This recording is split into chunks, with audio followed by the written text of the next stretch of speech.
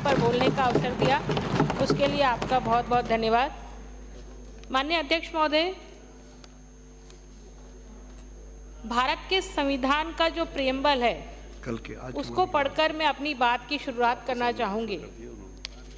Preamble में लिखा है, हम भारत के लोग भारत को एक संपूर्ण प्रभुत्व संपन्न समाजवादी पंथ निरपेक्ष लोकतांत्रिक गणराज्य बनाने के लिए तथा उसके समस्त नागरिकों को सामाजिक, आर्थिक और राजनीतिक न्याय, विचार, अभिव्यक्ति, विश्वास, धर्म और उपासना की स्वतंत्रता, प्रतिष्ठा और अवसर की समानता, समता प्राप्त कराने के लिए तथा उन सब में व्यक्ति की गरिमा और राष्ट्र की एकता और अखंडता सुनिश्चित करने वाली बंधुता बढ़ाने के लिए दृढ़ संकल्प होकर अपनी इस संविधान सभा में आज तारीख 26 नवंबर 1949 को एतद्वार इस संविधान को अंगीकृत, अधिनियमित और आत्मसमर्पित करते हैं।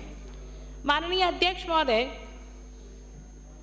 ये संविधान की प्रस्तावना में लिखा है और संविधान को हमने 26 जनवरी 1950 को लागू किया।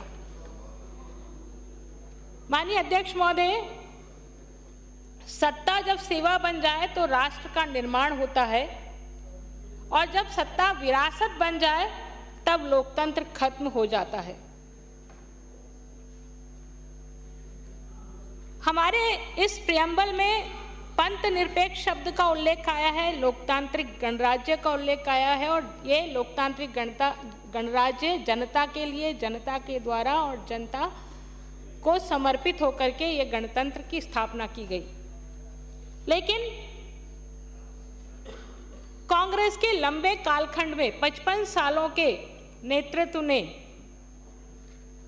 पंथ निरपेक्षता को तुष्टीकरण बना दिया, लोकतंत्र को परिवारवाद में कन्वर्ट कर दिया और जन कल्याणकारी राज्य को भ्रष्टाचारी राज्य बना दिया।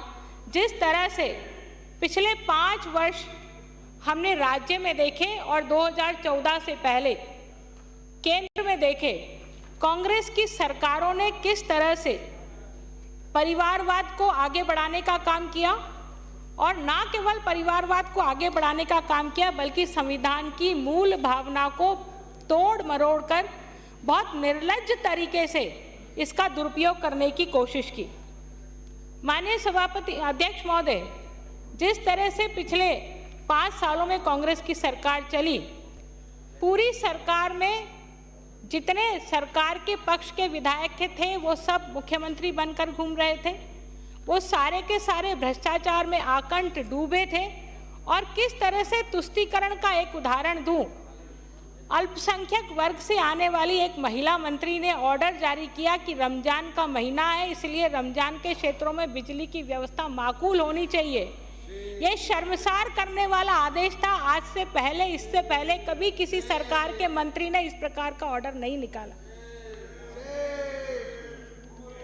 परंतु किस तरह से सरकार चलाई जाती है, किस तरह से तुष्टीकरण की पराकाष्ठा की जाती है, यदि देखना हो तो कांग्रेस के शासन को उठा करके देख लें। माननीय अध्यक्ष महोदय, सरदार वल्लभ भाई पटेल जी ने बहुत मेहनत और दूरदृष्टि रख करके देश के सभी राज्यों का एकीकरण किया, लेकिन डॉक्टर अंबेडकर जी के संविधान को तोड़ मरोड़ा ही नहीं, अंबेडकर जी को भी किस तरह से आज अंबेडकर जी इसलिए याद आ रहे हैं क्योंकि दलित वर्ग के वोटों की संख्या बढ़ गई है और दलित वर्ग का वोटर भी ना केवल विवेक से बल्कि समझ से अब कांग्रेस से शिफ्ट होने लगा है, इसलिए दलित वर्ग की याद आने लगी है। मैं माननीय सभापति महोदय को याद दिलाना चाहूंगी, कांग्रेस के एक 56 साल के युवा नेता पूरे देश भर में घूम घूम कर ये बात कर रहे हैं कि यदि भारतीय जनता पार्टी 400 से अधिक सीटें ले आएगी तो संविधान बदल जाएगा, संविधान बदल देगी, आरक्षण छीन लेगी। लेकिन मैं बताना चाहूंगी यहाँ उसी पार्टी के सदस्यों को और सदन को भी कि संविधान के अनुच्छेद 368 में स्वयंभू ये प्रावधान है कि आप समय की गति को देखते हुए, वर्तमान की परिस्थितियों को देखते हुए संविधान में परिवर्तन कर सकते हैं, पर उसकी मंशा और प्रक्रिया क्या होनी चाहिए ये आपके लिए बहुत महत्वपूर्ण है कि संविधान परिवर्तन करो लेकिन उसकी मंशा अच्छी होनी चाहिए, उसकी प्रक्रिया ठीक होनी चाहिए। अब मैं बताना चाहूंगी कि कब 55 सालों में, कांग्रेस के 55 सालों में 77 परिवर्तन हुए संविधान में, और भारतीय जनता पार्टी के 16 साल, जिसमें 6 साल अटल बिहारी वाजपेयी जी के हैं और 10 साल नरेंद्र मोदी जी के। इन 16 सालों में 22 बार संविधान में संशोधन किए गए। लेकिन प्रक्रिया और नियत की बात देखिए, कांग्रेस के समय माननीय सभापति महोदय पहला संशोधन, मैंने ये प्रियम्बल पढ़ के सुनाया और इसमें तारीख का भी उल्लेख किया, 26 नवंबर 1949। 26 नवंबर 1949 को संविधान सभा ने इसको अंगीकृत किया। लेकिन पहला संविधान संशोधन जो कांग्रेस के शासन में हुआ 18 जून 1951, माननीय सभापति महोदय, मैं बहुत तथ्यात्मक रूप से प्रामाणिकता के साथ में अपनी बात इस सदन में कह रही हूँ। किसी माननीय सदस्य को आपत्ति हो तो वो उठा करके दस्तावेज केंद्र सरकार में राज्य लोकसभा और राज्यसभा का दस्तावेज उठा करके देख लें। 18 जून से 1951 में पहला संविधान संशोधन जोड़ा गया 19A का, और कांग्रेस सरकार संविधान, जब उस समय ना तो लोकसभा का गठन हुआ था ना राज्यसभा का गठन हुआ था, ना आम चुनाव हुए थे, पहला आम चुनाव भी नहीं हुआ, उसके पहले ही कांग्रेस कुछ संशोधन लेके आई। वो संशोधन था कि आप आम नागरिक की अभिव्यक्ति की आजादी को कम कैसे किया जाए, ये 19A का संशोधन है। इसको आप ये इतिहास बनाए, इसको उठा करके देखिए। और दूसरा संविधान संशोधन जो कांग्रेस लेकर के आई, 24वां संविधान संशोधन 5/11/1971 को। यह संविधान संशोधन क्या था? जो इंदिरा जी लेकर के आई थी। इंदिरा जी क्या संशोधन लेके आई कि लोगों के मौलिक अधिकारों को कम कैसे किया जाए, यह संविधान संशोधन था। संविधान पर मेरे को इसलिए बोलना है क्योंकि मैं भी दलित वर्ग से आती हूँ, महिला हूँ, और संविधान की बात जिस तरह से कांग्रेस के लोग करें तो उनको आईना दिखाना बहुत जरूरी है। नागरिकों के मौलिक अधिकारों को कम किया जाए, यह संविधान संशोधन 24वां संविधान संशोधन है, जिसको आप और मैं बदल नहीं सकते, अब वो इतिहास बन चुका है। 39वां संविधान संशोधन जो कांग्रेस लेके आई और इंदिरा जी के समय ये आया, वो 39वां संविधान संशोधन क्या था कि कोई भी प्रधानमंत्री के चयन पर न्यायिक समीक्षा नहीं होनी चाहिए। ये माननीय सभापति महोदय, और सबसे बड़ी बात थी, ये रेट्रोस्पेक्टिव आदेश था।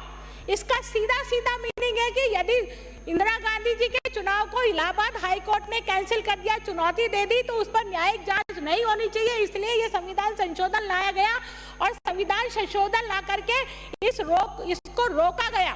तो ये संविधान संशोधन 39वां संविधान संशोधन था, जिसको इंदिरा गांधी जी लेकर के आई।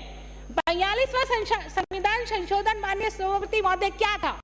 42वां संविधान संशोधन यह था कि कोई भी राज्य सरकार, केंद्र सरकार का कार्यकाल जो संविधान में लिखा हुआ 5 वर्ष का है। जब इंदिरा गांधी जी इमरजेंसी लेकर के आई तो इमरजेंसी के बाद चुनाव कराना है, चुनाव करा, हाँ संविधान पर बोलना है, हाँ संविधान पर क्यों नहीं बोलेंगे, क्यों नहीं बोलेंगे संविधान पर? क्योंकि ये देश संविधान से चलता है, क्योंकि ये देश संविधान से चलता है, ये राज्य सरकार संविधान से चलती है, केंद्र सरकार संविधान से चलती है, इसलिए संविधान पर बोलना बहुत जरूरी है।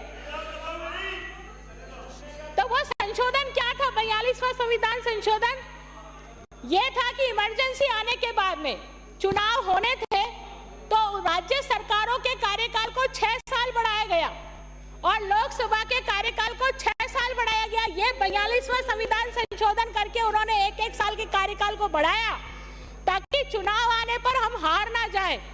वन राज्य, वन नेशन, वन इलेक्शन की बात जब हम करते हैं तो कुछ कांग्रेस के लोग ये बात करते हैं कि one state, one election, one राज्य, वन नेशन, वन इलेक्शन कैसे हो सकता है? तो आपने कैसे किया था 42वें संविधान संशोधन में? अपने इतिहास में झांको, अपने इतिहास में जाकर के आओ। इसी प्रकार से माननीय सभापति महोदय, सबसे बड़ा आश्चर्य तो मुझे तब होता है जब कांग्रेस के ही कुछ लोगों ने इन चीजों का विरोध करना शुरू किया तो इन्होंने कांग्रेस की मीटिंगों में आना छोड़ दिया, कांग्रेस की बैठकों में जाना छोड़ दिया, लोकसभा की बैठकों में, राज्यसभा की बैठकों में जाना छोड़ दिया।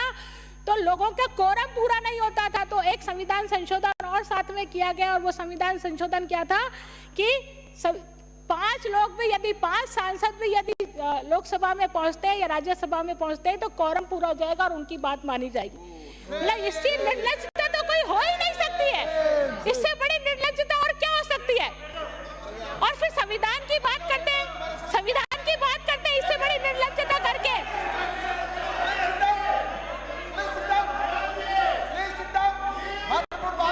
विराजिए, आपका नंबर आया जब और बोल देना ना। आप विराजिए, विराजिए। बहुत महत्वपूर्ण है। मान लिए सभापति महोदय, कांग्रेस के लोगों को इससे बुरा लगना वाजिब है, लेकिन कांग्रेस के लोग अपने नेताओं को समझाएं कि इस प्रकार की करतूत ना करें। इतिहास से मिट नहीं सकती ये चीजें, अब तो इतिहास में दर्ज है और आप उसको मिटा नहीं सकते हैं। माननीय सभापति महोदय, राष्ट्रपति शासन की अवधि भी 6 माह बढ़ाई गई और यह देखकर ही बढ़ाई गई ये कांग्रेस के कुछ संविधान संशोधन जिनका उल्लेख मैंने यहाँ पर किया है। आप कांग्रेस के लोग कहते हैं कि संविधान बदल देंगे, मोदी जी 400 पार हो जाएंगे तो संविधान बदल देंगे, पर मोदी जी और अटल बिहारी वाजपेयी जी के शासन के कुछ उदाहरण बताना चाहूंगी। मोदी जी जब 2014 में पहली बार प्रधानमंत्री बने माननीय सभापति महोदय, तो मोदी जी कौन सा संविधान संशोधन लेके आए? मोदी जी ने कौन से अनुच्छेद में उन्होंने संविधान संशोधन किया? कुछ उदाहरण मेरे पास है। हाँ, अभिभाषण, ये अभिभाषण से ही जुड़ा हुआ है, आपको सुनना चाहिए, आपके नेताओं की बेटे नहीं बोले।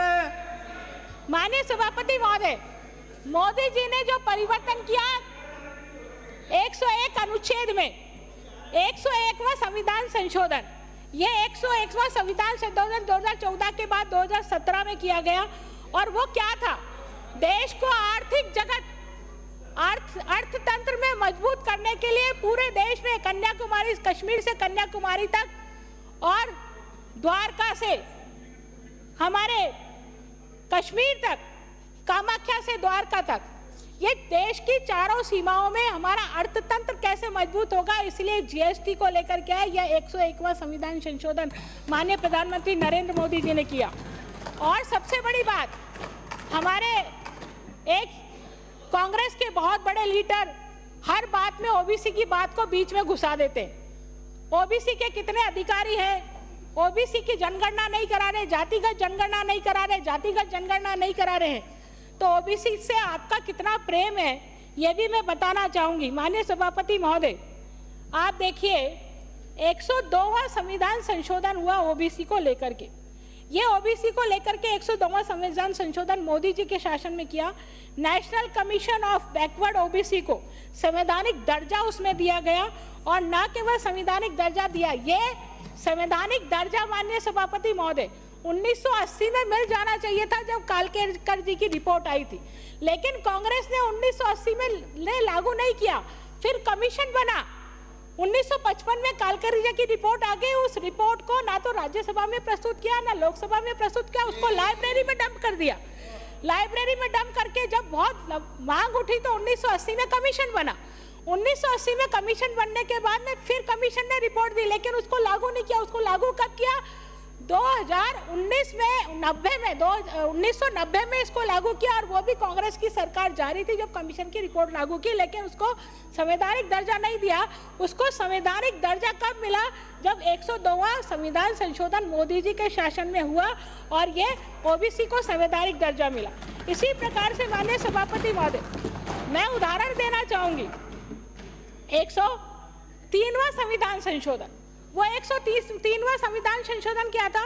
उन जातियां, वे जातियां जिनको आरक्षण नहीं मिलता है, वो आरक्षण से बाहर है, उन जातियों के गरीब लोगों को ईडब्ल्यूएस का आरक्षण दिया जाए और 10% वो आरक्षण मिले, और वो जातियां भी एक समान मुख्यधारा में आकर के खड़ी हो। ये 103वां संविधान संशोधन, ये भावना की बात है, ये नियति की बात है कि आपकी नियत कितनी खोटी है कि आपने अपने शासन को बचाने के लिए, अपनी सत्ता को बचाने के लिए, अपनी हार को स्वीकार करने के लिए संविधान में संशोधन किए, जबकि भारतीय जनता पार्टी के शासनकाल में, मोदी जी के शासनकाल में उन जाति वर्गों को ऊंचा उठाने के लिए संवैधानिक संशोधन हुए जिनको आज तक कांग्रेस के शासन में नहीं जान पाए।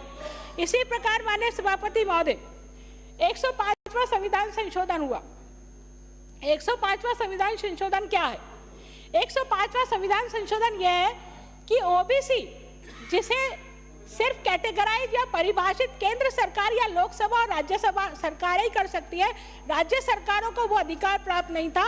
मोदी जी की सरकार में ये 105वां संविधान संशोधन हुआ कि इतने बड़े देश में 140 करोड़ आबादी जिस देश की है, 140 करोड़ आबादी में बहुत सारी जातियां ऐसी हैं जिनको केंद्र नहीं स्टडी कर पाता, नहीं जान पाता, इसलिए राज्य को भी उन ओबीसी जातियों को परिभाषित करने का अवसर मिलना चाहिए। और ये 105वां संविधान संशोधन उस समय लाया गया।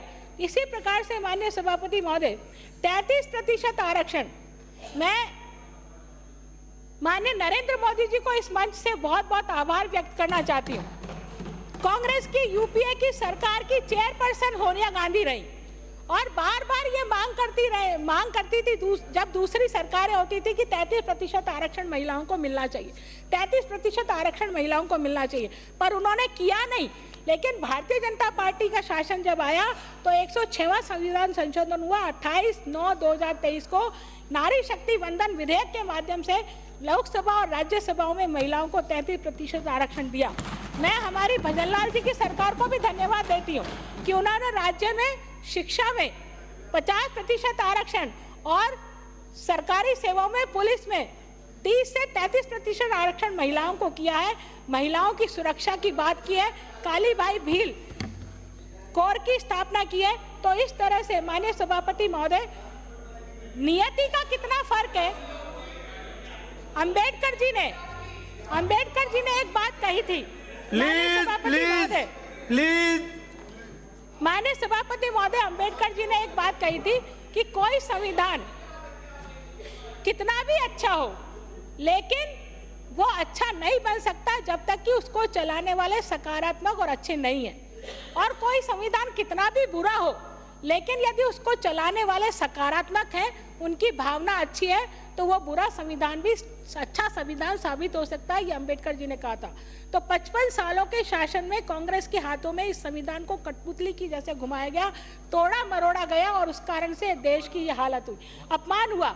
माननीय अंबेडकर जी को चुनाव में हराने की कोशिश की गई, हराया गया, उनको इस्तीफा देना पड़ा मजबूर होकर के। आज वो अंबेडकर जी की बात करते हैं, किस दिल से करते हैं? उनके सीने पर हाथ रख करके बोले कि वो अंबेडकर जी की बात किस मुंह से करते हैं। उन्होंने ना केवल अंबेडकर जी को हराया, जब उन्होंने इस्तीफा दिया अंबेडकर जी ने, तो पंडित जवाहरलाल नेहरू जी का ये वक्तव्य थे कि अंबेडकर जी के इस्तीफे से कोई फर्क नहीं पड़ेगा इस सरकार पर। ये वक्तव्य लिखा हुआ है लोकसभा में और उनके पत्र के जवाब में। इसलिए आप कितना ही गुमराह करो दलित वर्ग के लोगों को, दलित समुदाय को, इस देश को, लेकिन अब वो आपके झांसे में आने वाला नहीं है। माननीय सभापति महोदय, राज्य सरकार प्लीज राज्य सरकार नहीं है। जिस